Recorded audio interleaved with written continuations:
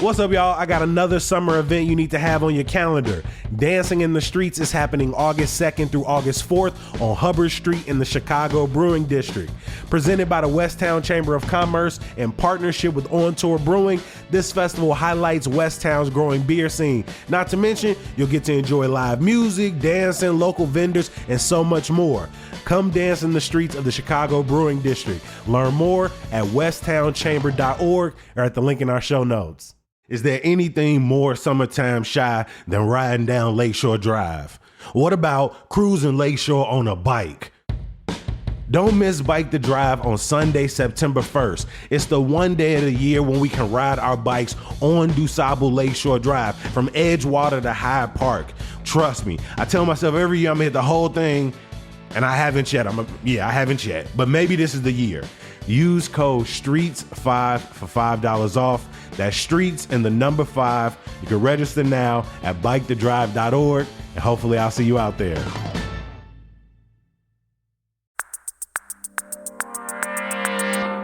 Today on CityCast Chicago, Keith Lee makes a visit. It's Lollapalooza weekend, and we got to talk about Trump's appearance in the city this week. Here with me to break it all down are freelance writer Britt Julius and Axios Chicago's Justin Kaufman. It's Friday, August 2nd. I'm Simone Alicea in for Jacoby Cochran, and this is what Chicago's talking about.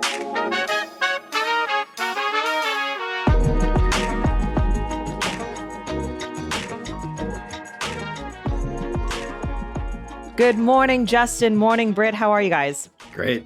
Very good. Thank you for having me. Yeah, glad to have you both here. As I said, we are smack dab in the middle of Lollapalooza weekend, biggest music festival in the city, one of the biggest music festivals in the country. And we've talked a little bit about this on the show, but I'm curious to hear from you. Are you going? If you're not going, who would you see? Britt, I know you just wrote a big, really comprehensive guide to Lollapalooza. So who's your pick? What day and who are you seeing? So I am not going to Lollapalooza this year, even though I created a really comprehensive guide. I think I went to Pitchfork earlier this year, and that really sort of wiped me out. And so I feel like I'm slowly working my way up to the major music festivals, and Lollapalooza is definitely one where you have to be physically and mentally strong. However, if I was going, there are so many good acts that are coming this year. I would definitely go and see Megan Thee Stallion. I missed her when she came back in like May or so. She was a last minute addition. She's just really fun live, really sweet, cheeky, like sexy, cool, just all those sort of things. There's lots of acts who've like really kind of blown up over the last like year or so. So I would definitely try to see them. That includes like Jungle, who I've seen them before live. They're just really cool. Like, I think it's going to be like kind of perfect for the environment of Lollapalooza if you're looking for something that's a little bit more relaxed and chill and fun. Definitely Chappell Roan. This was probably like the best bang for your buck in terms of seeing her, outside of if you got like tickets for the Vic, which is sort of incredible because she's just so huge that if you're going to try to see her again, it would just be, I don't know, like it's going to be like a stadium tour probably. So yeah, if you're hearing this morning and you missed the Chappell Roan concert, I'm sorry, I'm in the same boat. I also missed it. I missed the after show. I missed her appearance at Lolla, and I'm trying not to be salty about it. That's all. Yes. I'm just trying really hard not to be salty. Justin, what about you? Are you going, and who would you see? No, I'm not going, but I'm living vicariously through my 17-year-old who is. So I should just get them to come down and tell who they're going to see. I know where to pick them up. That's like where I'm supposed to go. But I've been to, we've all in Chicago been to Lollapalooza so many times. I would have loved to have seen Chappell Roan.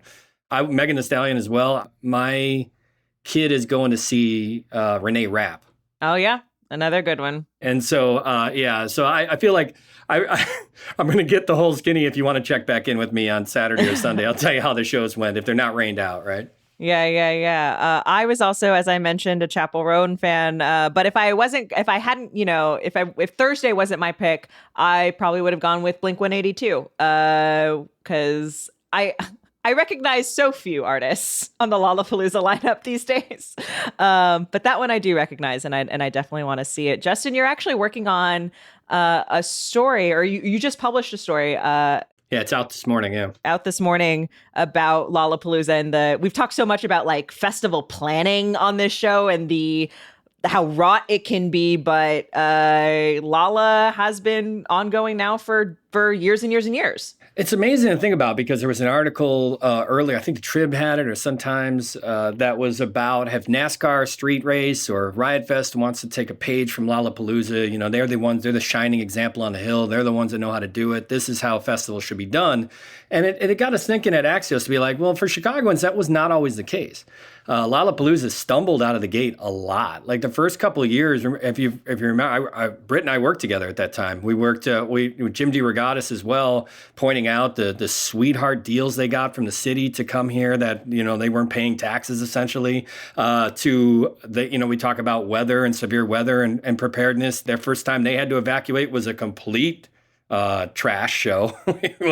Insane. Insane. So, I mean, you know, not to mention how the local community felt. I mean, there are all these stories that have compounded over years about Lollapalooza. And it's true. You know, Lollapalooza's had a lot of years to figure it out, and to be called the shining example is great, but there are a lot of missteps that happened in the 20 years it's been here, or longer. Yeah, I think it's super interesting. And we still, even now, hear from residents around Grant Park and the Loop, because Grant Park is used up for so much of the summer for festivals, Lollapalooza being the biggest of them. And not to mention park cleanup. You know, they've got that figured out now. They didn't back in the day when there was a rainstorm and it would just trash Grant Park. Remember, Grant Park was used mainly for Taste of Chicago. So when you had big festivals, public festivals, and a lot of that was done on Jackson and on Columbus there on the street.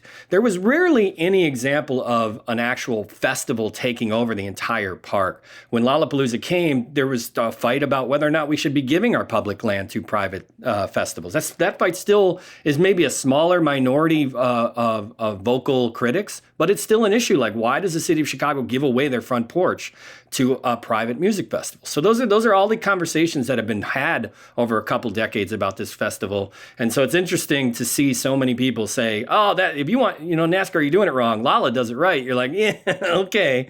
It took a while for them to get it right. Well, and I shudder to think if we have to wait a decade for NASCAR to get it right. Oh, like that. Oh boy, we're in for it.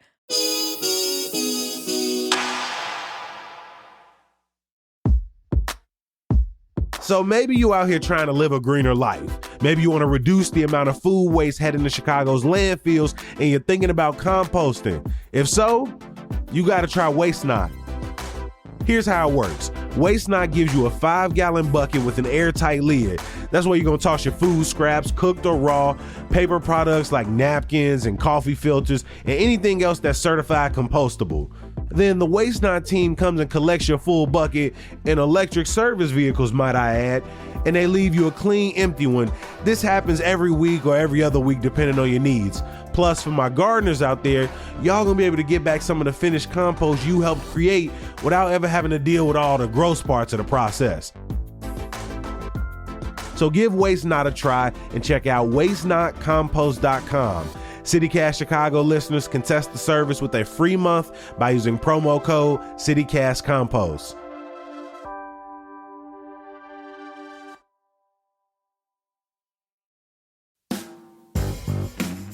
What's up, y'all? I'm back with another Ravinia Roundup. All summer long, North America's longest running outdoor music festival is putting on some of the most enjoyable concerts in the Chicago area, and trust me, they got range.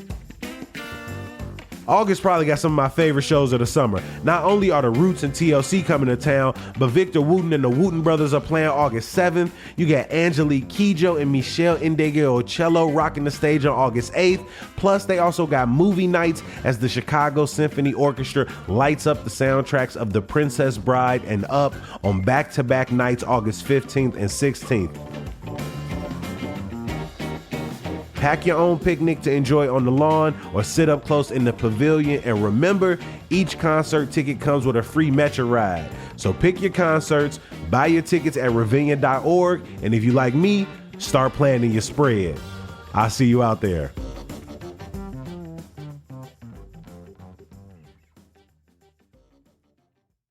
Well, big news this week that unfolded over the past few days. Former President Donald Trump was in Chicago at the National Association of Black Journalists convention, and it went about as expected. The insults were thrown. He cut the talk short. Pushback was had. Britt, you were one of the people I saw tweeting about it when it was announced. And that was the other kind of part of this. It was kind of announced very late at night, sort of right before the convention, like the day before the convention was starting. What was your reaction when you saw the news that he was coming? Oh, man. I was, like most other people, especially like Chicago journalists, really furious for a number of different reasons, right? I think outside of the fact that he really just has spent years, almost like 8-9 years, really sort of denigrating the entire practice of journalism and things like that. He's had sort of particular or specific, ire towards Black journalists and Black female journalists in particular. So for me, it wasn't just that he was coming because he knew he's going to say a hot mess. He had certain plans in terms of what he was going to do, but that there was going to be 3 Black women journalists who were up there doing the questioning towards him. It felt very deliberate. And it really seemed like the more I kind of followed things on X and saw what other Black journalists and local Black journalists were saying, is that most people had no idea that this was going on outside of, the announcement that most people received through email. So even people who were, on the board or the chair for this year's convention, they didn't even know that it was happening. So it just really felt like lots of people were taken advantage of, that this, space that is typically thought of as being a really important safe space for Black journalists in an industry that typically doesn't have a lot of Black people in it. So yes, those are kind of like many of the thoughts that I had running through my mind. There were many thoughts to be had. Yes. Immediately there were questions about, right, why did NABJ leadership invite Donald Trump to their convention? And the answer we kind of got was, well, it is typical during election years to invite presidential candidates of both parties to the convention to submit to questioning by journalists. And then it came out that, there was an invite extended to Harris.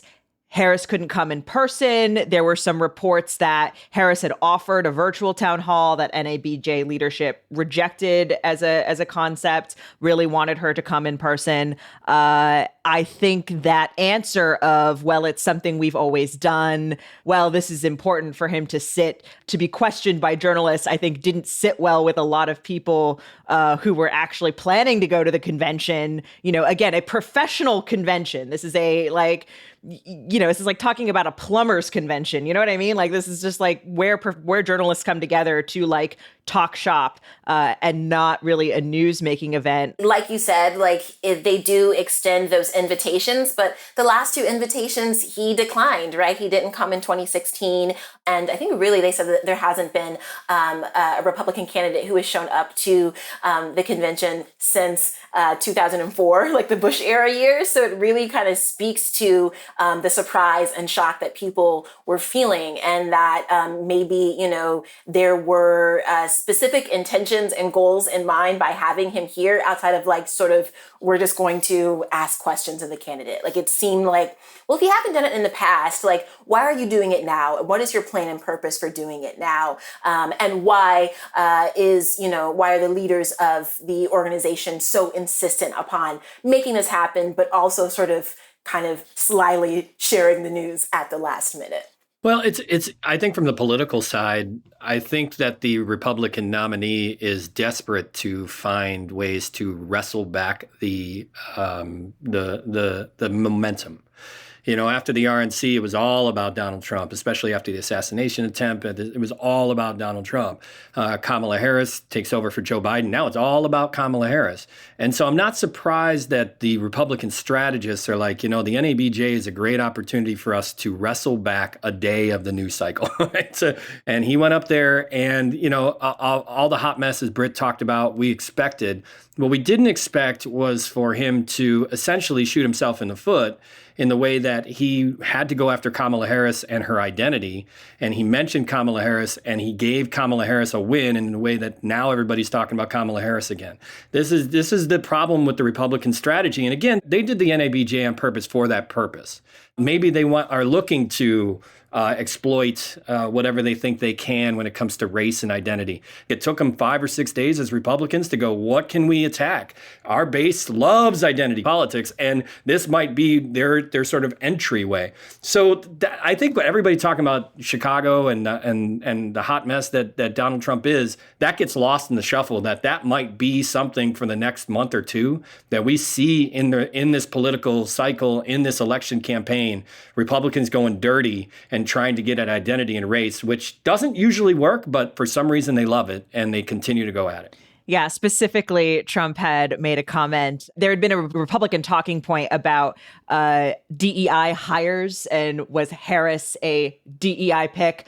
A moderator asked a question, do you agree with this? And Trump says this makes this unhinged comment about, I didn't know she was black. She turned black, right? But that's the thing. They love making fun of DEI, and so Trump played to that. Now the question is, before 2016, you would say that this is a death knell for a candidate to get into this area, to have the kind of performance that Donald Trump had at the NABJ. Well, you'd say that's it. They're going to resign by Monday.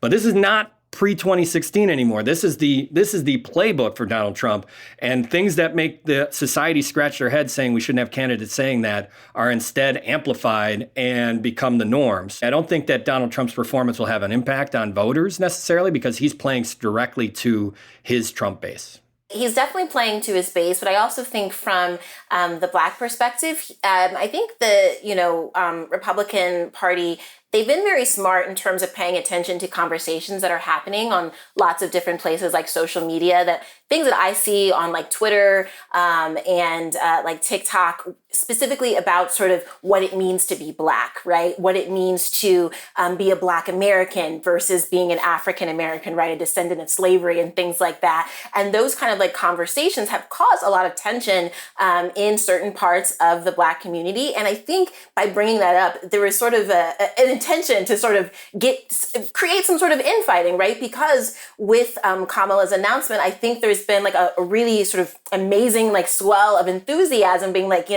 she's our girl, etc. And so maybe they were, thinking like, how can we potentially sort of touch on this? And I think that is a way to do. I've seen those conversations start within like the last day or so. People on Twitter, on X, sort of having these debates, and it's like, well, she's not, African American. It's like, well, yeah, that's fine, but trying to make that into a point that people can sort of like criticize and then sort of distract from other issues. The last thing I'd say on this is Chicago plays a role in this too.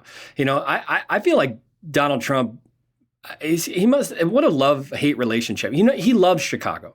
He's got a big, shiny building. He loves the class you can get downtown. He also loves the way the city does business. He knows who to shake hands with to get his stuff done, and that's something he understands. I mean, for God's sake, Alderman Ed Burke, who's going to prison, did his property taxes. So, I mean, he knows how to play this game. So but he comes here, and we just don't like him. Because, you saw that back in, I think it was 2016, that the UIC rally got canceled. Yes. He came back here in 2019 as the president, and nobody wanted him here. I mean, there's a real long-standing sort of love-hate thing going with Donald Trump in Chicago. And not to mention that he just uses it as bait to his base about really as dog whistle and race baiting about, how bad Chicago is, because it's run by liberals and run by Democrats. And if he was in charge, he'd get it fixed in one day. So I feel like it's that part also is interesting to me, that he wants to love Chicago, and Chicago will not love him back. And there were indeed protesters outside the NABJ. Bray, I think your point about poking at divisions within the Black community. I think the other thing he talked about on Wednesday was also immigration, and sort of promoting this idea that, right, immigration is bad for Black people because of jobs or whatever. And we have seen those divisions kind of play out in Chicago specifically, right? But the last question I just kind of want to get your guys' opinion on is like, right, the whole premise of this was that there is journalistic merit in having the former president at this convention to ask him questions, which is a premise I question personally. I really question, like, we're talking about it now. We've just spent 10 minutes talking about it on this show, but like, was it really worth it? Did we get anything out of this? Is there really journalistic merit in having this event? I think the NABJ is in the right to ask political candidates to come talk to their convention. It's a very powerful convention. The problem is when Kamala Harris says no and all you got is Donald Trump, then you got what he wants, which is a rally. Britt, what do you think? I don't think it was worth it in the end. Just from a practical standpoint of the people who are here in town for the convention, lots of panels and events got canceled for his appearance specifically, and people were told of it like the day before or the day of. Things got moved around. People have kind of lost those opportunities and those sort of moments of, gaining skills, gaining knowledge, being able to connect with their community of fellow Black journalists from around the country, specifically to give this person who doesn't like journalists and doesn't like Black journalists specifically a moment to say, really wild, offensive things. Like, to me, that's not worth it. To me, it's, not only sort of, harming the journalist in the room, but also really just, again, harming people across the country by what he's saying.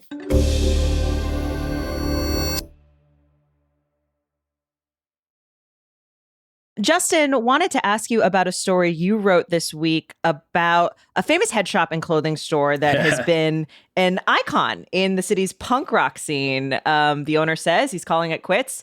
Tell us about the alley. Mark Thomas, who's kind of like Chicago's Raconteur, he owns the alley. He also owned all the stores that were at Belmont and Clark in Lakeview in the 70s and 80s. There were 6 or 7 stores that really defined punk rock alt culture at that time. So you had the alley, which was where the only place you can get like a leather cop jacket, and Doc Martens in Chicago in the 70s and 80s. You had Taboo. You had, I forgot, what was the place called? Architectural Revolution. There was a tattoo shop, I think that's still there. It was all behind Punkin' Donuts, the Dunkin' Donuts on Belmont and Clark. And so you would have, it just created this scene. So you would go at night to Belmont and Clark in Chicago in the 90s, and there would be all these sort of counterculture kids hanging out in the Dunkin', buying one donut and then hanging out for hours in the parking lot. It was called Punkin' Donuts. And in 2016, the alley got bounced. Essentially, gentrified Lakeview. If you go to Lakeview now to that corner, there's the Target, the Marshalls, a massive Target. I mean, it just took just imagine there not being that building there. You would see a very cool independent Chicago. Now, Mark Thomas moved it to his warehouse space in Avondale, and a lot of Chicagoans thought it was gone, but he went there. He has a huge community. He's really supersized his social media. He's got millions of followers on all his channels, and they're really doing great stuff. And they're still like an international spot for punk rock.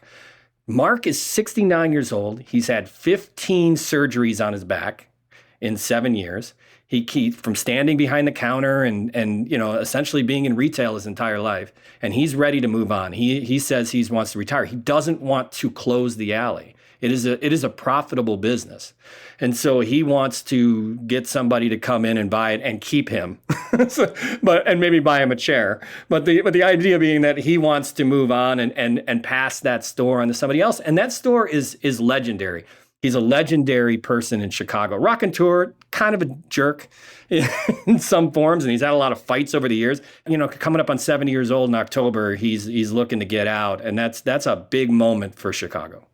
I think it's so interesting because we often talk about like the cultural product of Chicago. We're often talking about the art. We're talking about the actual music in these scenes, but the sort of fashion, the look, and just the space is also so important in creating these cultures. Britt, you mentioned you love the alley. Do you have a favorite memory of the alley? I mean, I think for me, it just sort of represents kind of era in my teenage years of coming to, like my best friend at the time and I would, we would take the Green Line from Oak Park to downtown and then transfer to the Red Line and then go to and kind of like hang out in that area. And so that's where like a lot of other teens were. We would spend like, what are you doing this Friday night? Oh, let's just go here. Okay. And then you're just chilling and, really sort of like calm and cool. And I saw that start to change as well by the time that I was like in college at DePaul. Wicker Park was becoming much, much more popular and things like that. But I think it really does sort of represent something very fundamental for young people who grew up in the Chicago area in the 90s into like the early 2000s.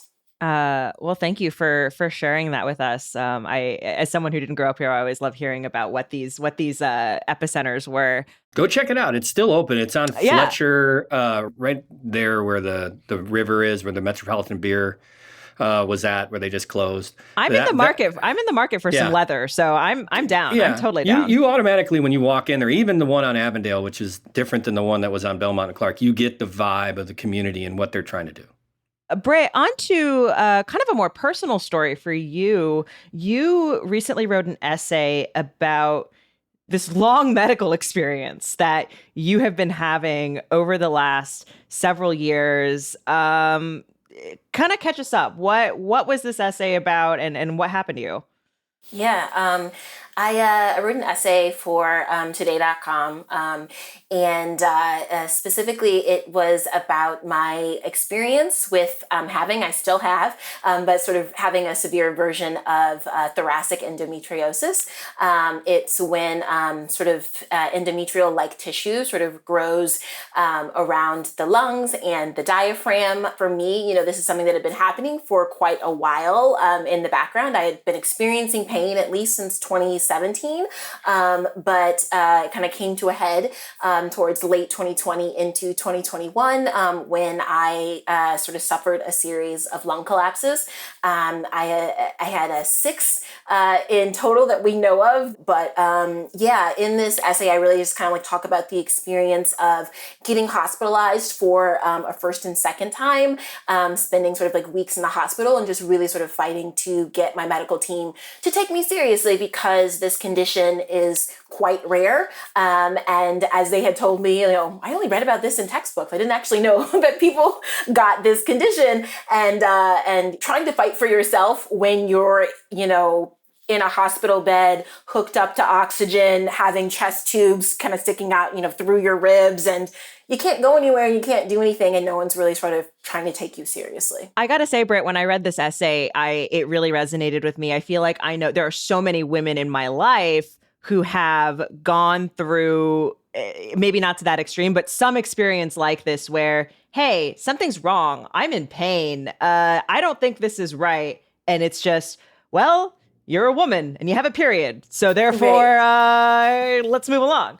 And there was a quote from, because you also interviewed a couple of other doctors, and there was a quote in there about the condition you described, the thoracic endometriosis. It's like, well, it only affects 1.5% of endometriosis patients, but if 10% of the population has endometriosis, that's still, millions of people potentially. So it's not, yes, it's rare, by percentage, but there's still a lot of people affected by it. And it's one of those things that I really appreciate you sharing that story because, I think I experienced this and many other people I know experience this in day-to-day life of just like, man, trying to talk to a doctor is one of the hardest things to do out here in your adult life. Absolutely. And it still is. I mean, even with this, the essay ended nicely, right? But even to this day with this, on my medical records, I still have to go through this process of I am in pain. Fall of 2022, I got COVID, and that seemed to re-trigger a lot of the same symptoms and problems I was having before. And I was having a flare, and I was like, I'm in pain, and this, and they were like, oh, it's fine. It's so-and-so. I was like, well, no, this kind of feels like right before, everything happened to me. I just see probably like 3 or 4 different doctors until one was finally like, okay, let's do some more x-rays. Let's do like another MRI. Let's also get you in physical therapy so we can kind of just help build up your strength so you don't have to sort of deal with pain every single day. So it's frustrating, right? It's just something that, unfortunately, so many people go through, so many women and non-binary people go through as well, just not being heard, not being taken seriously. And unfortunately, even though doctors are, and have been told to like ask questions and do this and be thorough, when you're kind of in the heat of things, a lot of that kind of goes out the window for them, and you can be left like me in the hospital for like 3 weeks waiting, before you can finally get surgery. A pleurodesis is what I had to kind of help stop these lung collapses from happening. Well, Britt, I really appreciate you sharing that story. We've got a link to the essay and all the stories we've talked about in our show notes if you want to read more. Of course, we cannot end this week without talking about a little bit of good news. I don't sing. Jacoby No, you don't sings. sing? No. I was waiting for you to sing. Do you want to do it? Do you guys want to do it? No, how hallowed ground. No way. See? There we go. Britt's got us. I love it. Britt's got us. I love it. Justin, what's your good news for this week? I think the good news is that next week on Tuesday night, HBO will debut a Hard Knocks with the training camp with the Chicago Bears. And it's the first time in Bears history that they have let cameras into their locker room. Pretty much every other NFL franchise has done it. And the Bears have held out, and they've had all these different reasons for doing so. And this time, I think the NFL just forced them to do it. And so they are the subject of one of my favorite shows, Hard Knocks. And it's going to be great to see our hometown team and Caleb Williams and all the Bears actually in this kind of souped up documentary style show. I can't wait. I love it. I've got so much. I bought so much popcorn. I'm ready to go. I feel like there's a lot of anticipation for it. I'm curious, Justin, do you think that, having this documentary, this kind of media hype, do you think it will kind of change the way fans go into this season of is there going to be more love and hype and or expectation? Well, it's rare in Hard Knocks history where a team that's focused actually does well. So let's just make that clear. That might be, the Bears might be onto something. They might be onto something, being like, we don't want that curse on us.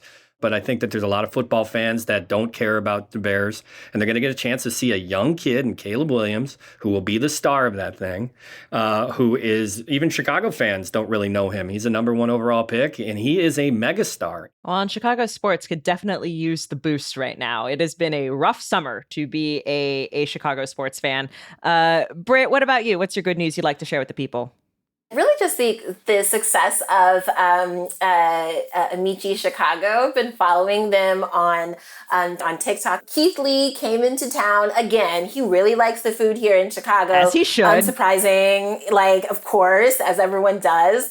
And he visited Amici, which had really been suffering and struggling for a while. I think it read something that said they were selling around 25 of their arancini in a 9-hour shift of their day. So they weren't doing too well before. Now they're kind of selling more than 300. And it's just been really nice to see not only the success that comes from the Keith Lee effect, as everyone says, and it's bringing in people from all over the city, which I think is always a good thing, in Chicago, that people are kind of getting out of their neighborhoods and that they are, in fact, coming to experience really great food. So, kind of love it. Yeah, Amici, a restaurant up here in Buena Park. So Buena Park, Lakeview, somewhere in that area.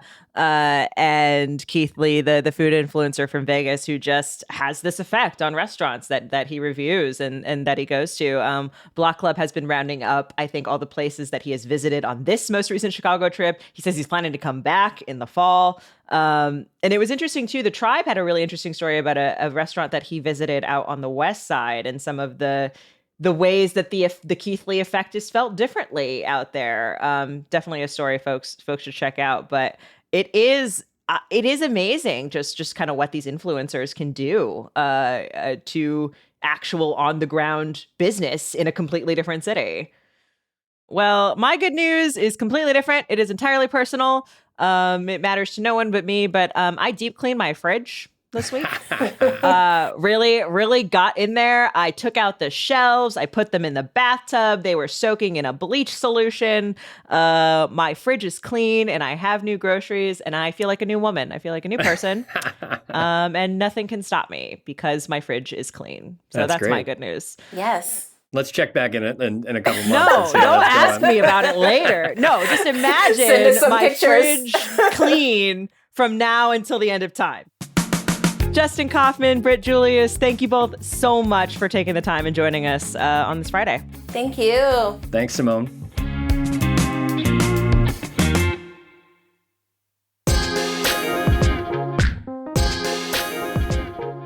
That's all for today here on CityCast Chicago. Our producer is Michelle Navarro. Our roving producer this week is Elizabeth Kama. Our Hey Chicago newsletter editor is Sydney Madden. Music is by Sam Thousand, All the Kimonos, and Mark Greenberg from the Mayfair Workshop. You will hear from our regular host, Jacoby Cochran, on Monday. We'll talk to you then. That's all you got to know me as is Clean Fridge Simone. That's it. That's all.